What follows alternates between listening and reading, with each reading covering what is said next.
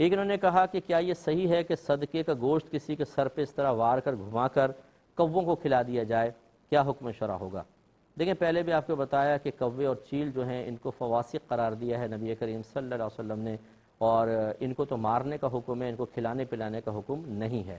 اللہ تعالیٰ کھلائے پلائے ایک الگ بات ہے، ہم سمجھتے ہیں چیلوں کو کھلائیں گے، کووں کو کھلائیں گے تو بڑی برکتیں نازل ہوں گی، حالانکہ ان کو تو ممانعات ہے، ان کو تو مارنے کا حکم ہے۔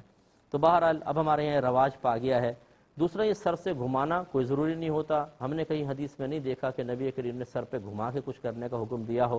نیت کر لیں کہ بھئی یہ صدقہ دے رہے ہیں، اس کا ثواب فلاں کو پہنچ جائے، اللہ تعالیٰ اس کی برکت سے ہماری بلائیں دور فرمائے، ٹھیک ہے، بس کافی ہے۔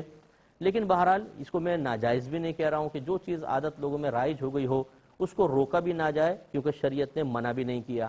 لیکن یہ یاد رکھیے گا کہ آپ اگر سر پہ گھمائیں نہیں اور ویسی صدقہ کر دیں یا کتے بلی کو ڈال دیں اور کوئی کہے کہ یار دیکھو تم نے سر پہ نہیں گھمایا نا، اب اثر نہیں ہوگا، یہ جہالت ہے بالکل۔ گھمائیں، کوئی مسئلہ نہیں ہے، ہم کہہ رہے ہیں یہ سنت نہیں ہے لیکن منع بھی نہیں ہے، لیکن نہ گھمائیں تو یہ نہیں ہے کہ اس کے اثرات اچھے اثرات حاصل ہی نہیں ہوں گے، یہ بالکل جہالت ہوگی۔ تو اور بہتر یہ ہوتا ہے، میں گزارش کرتا ہوں کہ کہتے ہیں جی اتنا گوشت فلاں کو دے دو، یہ بکرے کر دو اور فلاں کر دو، کسی غریب آدمی کو تلاش کریں، لوگوں کے پاس کھانے کو پیسے نہیں ہیں، کسی غریب آدمی کی ضرورت پوری کریں، یہ بہترین اور افضل صدقہ ہے، بہترین صدقہ ہے۔ اور میرے آقا صلی اللہ علیہ وسلم ارشاد فرماتے ہیں کہ آدمی جو اپنے گھر والوں کو حلال کا لقمہ کھلاتا ہے یہ افضل ترین صدقات میں شمار ہوتا ہے۔ تو ہم مطلب یہ کہ مختلف چیزوں پر بہرحال اللہ تعالیٰ رحم فرمائے، ہمارے معاشرے میں یہ باتیں اتنی رائج ہو گئی ہیں کہ اب قرآن و حدیث ہم پر اثر نہیں کرتا ہے، وہ باتیں جن کی کوئی اصل نہیں ہے، کوئی دلیل نہیں ہے، وہ اتنی جلدی ہم پر اثر انداز ہوتی ہیں اور ہم ان رسم و رواج کو ایسا اپنے گھروں میں مضبوطی کے ساتھ رائج کر دیتے ہیں کہ اس کے مقابلے میں اگر کوئی قرآن و حدیث بھی سنائے تو معاذ اللہ تعلیم قرآن و حدیث اتنی سی لگے گی اور یہ باتیں اتنی بڑی لگیں گی۔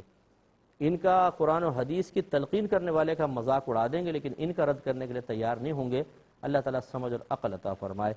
تو مختصر سا بریک لیں گے، ہمیں یقین ہے آپ ہمارے ساتھ ہی۔ بسم اللہ الرحمن الرحیم۔ ایک سوال کیا گیا تھا کہ کوئی اگر عورت سفر کے دوران نماز قضا کر دیتی ہے تو گھر پر آ کر اس کی جب قضا پڑے گی تو 4 رکعت پڑے گی یا 2 رکعت پڑے گی؟